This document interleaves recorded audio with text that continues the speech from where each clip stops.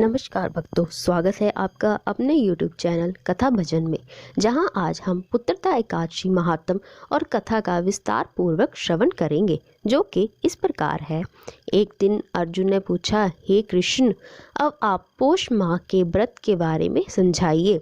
उस दिन कौन से देवता का पूजन होता है तथा उसकी विधि क्या है। इस पर श्री कृष्ण जी बोले, हे राजन, पोष मास के शुक्ल पक्ष की एकादशी का नाम पुत्रदा है। इसका पूजन विधि से करना चाहिए। इस व्रत में नारायण भगवान की पूजा करनी चाहिए। संसार में पुत्रदा एकादशी व्रत के समान अन्य दूसरा व्रत नहीं है। इसके पुण्य से मनुष्य तपस्वी, विद्वान और धनवान होता है। इसकी एक कथा है, उसे सुनो। भाद्रवती नगरी में सुकेतु नाम का एक राजा राज्य करता था। वह निसंतान था।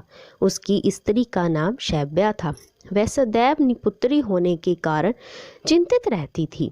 उस पुत्रहीन राजा के पितर रो रो कर पिंड लेते थे कि इसके बाद हमें कौन पिंड देगा। इधर राजा को भी बंधु बांधव, मंत्री, मित्र, राज्य, हाथी, घोड़ा आदि से भी संतोष नहीं होता था। उसका एकमात्र कारण पुत्रहीन होना था। वह विचार करता था कि मेरे मरने पर मुझे कौन पिंड देगा। बिना पुत्र पितरों और देवताओं से ऋण नहीं हो सकते। जिस घर में पुत्र ना हो वहाँ सदैव अंधेरा ही रहता है। इस तरह राजा दिन रात इसी चिंता में लगा रहता। एक दिन राजा ने अपना शरीर त्याग देने की सोची, परंतु विचार करने लगा, आत्मघात करना महापाप है। राजा इस तरह मन में विचार करके एक दिन छिपकर वन को चल दिया। राजा घोड़े पर सवार होकर वन पक्षियों और वृक्षों को देखने लगा। उसने वन में देखा कि मृग, बाघ, सुअर, सिंह, बंदर, सर्प आदि भ्रमण कर रही हैं। हाथी अपने बच्चों और हथनियों के बीच में घूम रहे हैं। उस वन में राजा ने देखा कि कहीं तो सियार कर्कश शब्द कर रहे थे और कहीं मोर ध्वनि कर रही हैं। वन के दृश्यों को देखकर राजा को सोच विचार में दोपहर हो गई। अब राजा को भूख और प्यास लगने लगी। वह सोचने लगा कि मैंने अनेकों यज्ञ किए हैं और ब्राह्मणों को मधुर भोजन कराया है, परंतु फिर भी मुझे यह दुख क्यों मिल रहा है। राजा प्यास के कारण बहुत बेचैन होने लगा और पानी की तलाश में आगे बढ़ा। कुछ ही आगे जाने पर उसे एक सरोवर मिला। उस सरोवर में कमल खिल रहे थे। उस सरोवर में सारस, हंस, मगरमच्छ आदि जल क्रीड़ा कर रहे थे।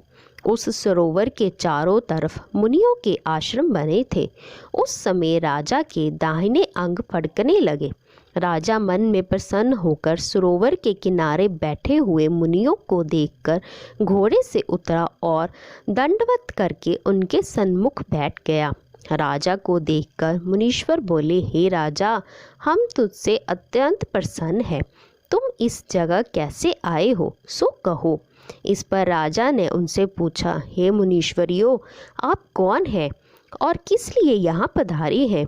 तो मुनि बोले, हे राजन, आज पुत्र की इच्छा करने वाले को उत्तम संतान देने वाली पुत्रदा एकादशी है। हम लोग विश्वदेव हैं और इस सरोवर पर स्नान करने आए हैं।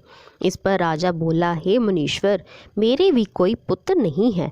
यदि आप मुझ पर प्रसन्न हो तो एक पुत्र का वरदान दीजिए। मुनि बोले, हे राजन, आज पुत्रदा एकादशी और इसका व्रत करें। भगवान की कृपा से आपके अवश्य ही पुत्र होगा। मुनि के वचनों के अनुसार राजा ने उस दिन पारायण किया और मुनियों को प्रणाम करके अपने महल को वापस आया। रात्रि में रानी ने गर्भ को धारण किया और 9 माह के पश्चात उसके उत्तम पुत्र रतन पैदा हुआ। वह राजकुमार बड़ा होने पर अत्यंत वीर, धनवान, यशस्वी और प्रजापालक हुआ। श्री कृष्ण बोले, हे राजन, पुत्र की प्राप्ति के लिए पुत्रदा एकादशी का व्रत करना चाहिए। जो मनुष्य इसका महात्म श्रवण व पठन करते हैं उनको स्वर्ग मिलता है। यह एकादशी पोष मास के शुक्ल पक्ष की एकादशी कहलाती है।